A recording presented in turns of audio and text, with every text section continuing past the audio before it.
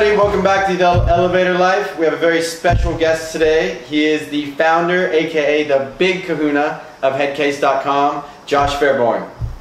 Pleasure to be here. Thanks for having me, man. So Josh is a product development and branding wizard slash guru slash Jedi here based in Guangzhou, China. And we've actually, we casually met through Twitter actually. Yeah, social media. Yeah, it does wonders out here in Asia. So we are two North American entrepreneurs.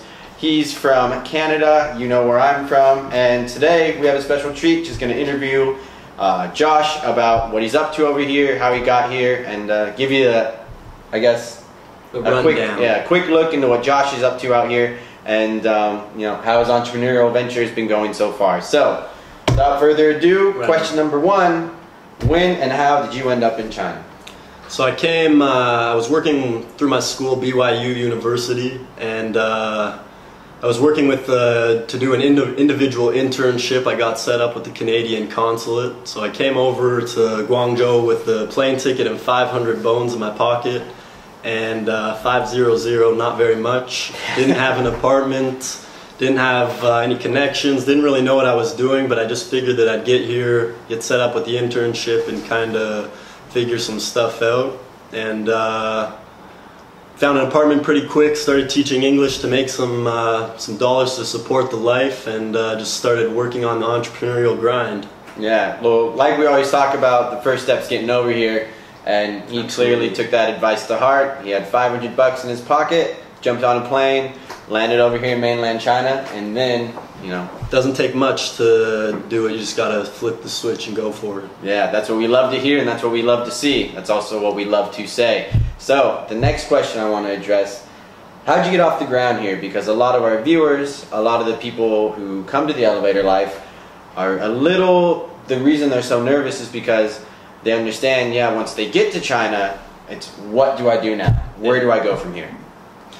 So I'd say that the first thing I did, obviously, anywhere in Asia you can teach English and make really good money, so I think that's a great starting point, especially if you don't really know what to do or what you want to do. But after I did that, I realized that I don't like teaching little Chinese kids English, unfortunately. And so I moved on to kind of hitting up everyone that I knew and just seeing where they were at with their businesses and with their lives, and seeing if I could help them get anything through China. So I asked everyone I knew what I could get them produced in China. I made a little client list of about 5 to 10 people, and I started kind of learning the ropes of how to start businesses in China, learned how to do product development, how to do sourcing, manufacturing, quality control, and basically just take the process from an idea to creation and get it rolling.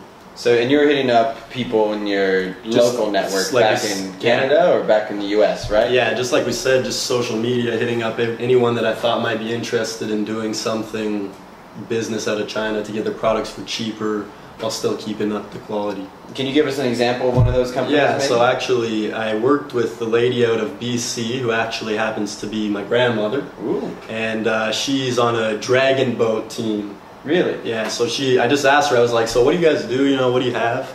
And she said, well, we have these paddles made, they're super high grade paddles. So I looked up Alibaba.com is the key to all your sourcing straight up, and looked for these paddles, found them, realized that I could get them done for better than what she had at a great price. It still left a big profit margin for me, and I ended up getting paddles for her entire team. Not too big, because it was your grandmother, Not right? too big. My grandma's team was only about 2,000 paddlers. Oh, okay. No, I'm kidding. Like 20 paddlers, but you know, start small and gain momentum as it would. But yeah, that's just another example of, if I asked Josh a week before he came to China if he would have thought he would have been sourcing paddles for a dragon boat team, I'm sure the answer would have been no. So, you know, opportunity truly is everywhere, and where else better to go than hit up your direct network? Absolutely.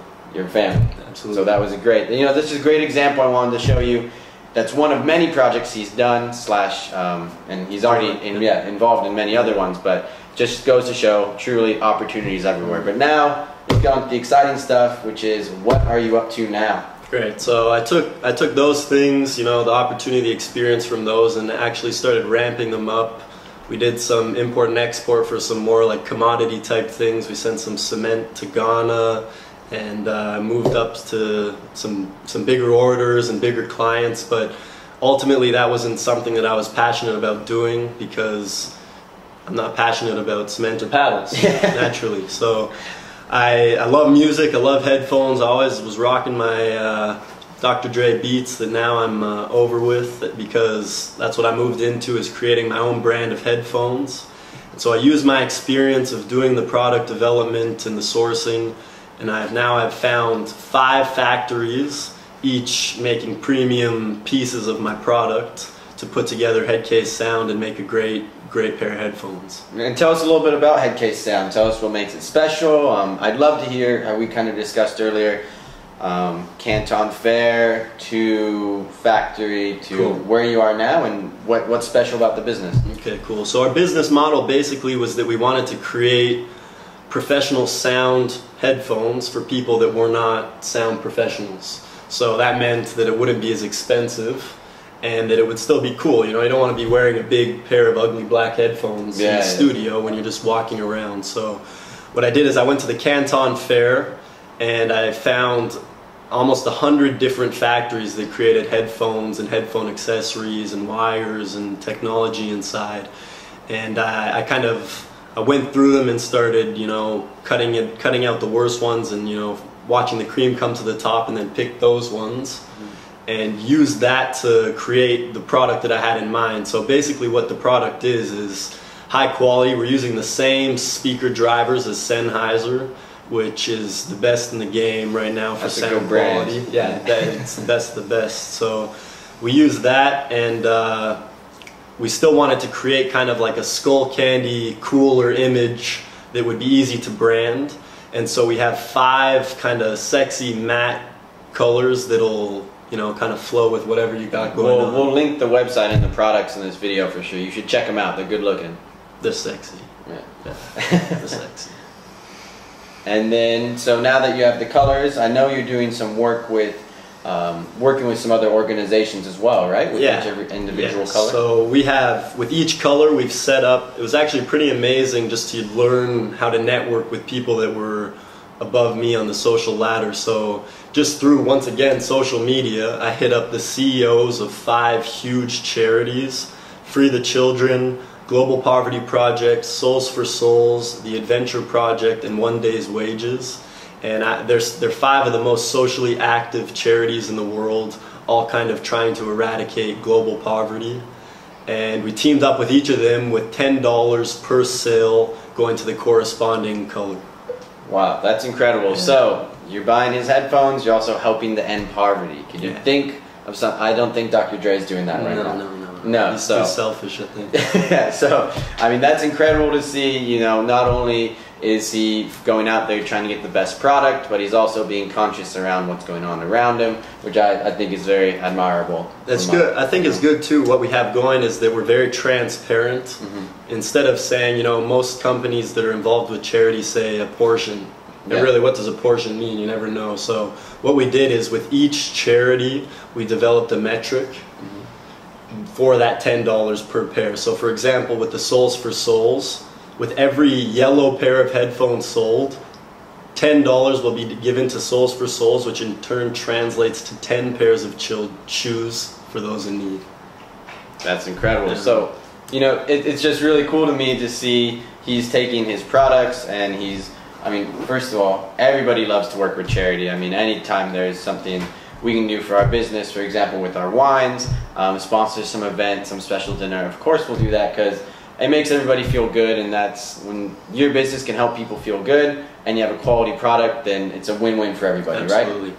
And so that's a very, very cool story to hear. That's why we wanted to have him on here, because it's unique, it's special, and you hear how he started and you hear where he's going and where he's already been. So the opportunity is there if you're willing to make the jump. So last question I have for you, any advice or message for any entrepreneurs out there headed to China, or just any words of wisdom? Just give it everything, you know, don't give up ever.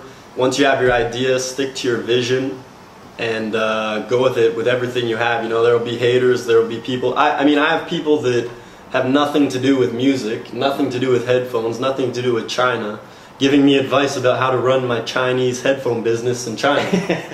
And I mean, you want to listen to people because at the end of the day, they're the consumers. They're the ones that are going to be buying. But stick to your vision. Find some trusted mentors that you can really go with, and just give it everything you got. That's great advice. Like he says, go full steam ahead. We always say, get in there. He did it.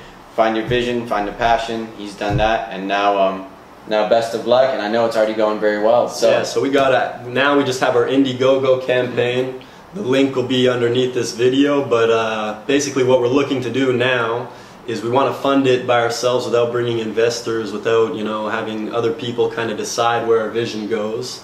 And so what we're doing is we're offering our final retail price will be $99.99, but on Indiegogo we're cutting in half to $50 to kind of get people involved, and we're looking for a team of global citizens to kind of feel the vision. You're going to get a bomb pair of headphones to go with it, help us support the cause, help the charities, and just get the ball rolling. I think that's perfect. We're going to start seeing a lot of these head cases all around the world then, right? That's the vision. As always, everybody stay up, stay elevated. Thanks for joining us. Cheers.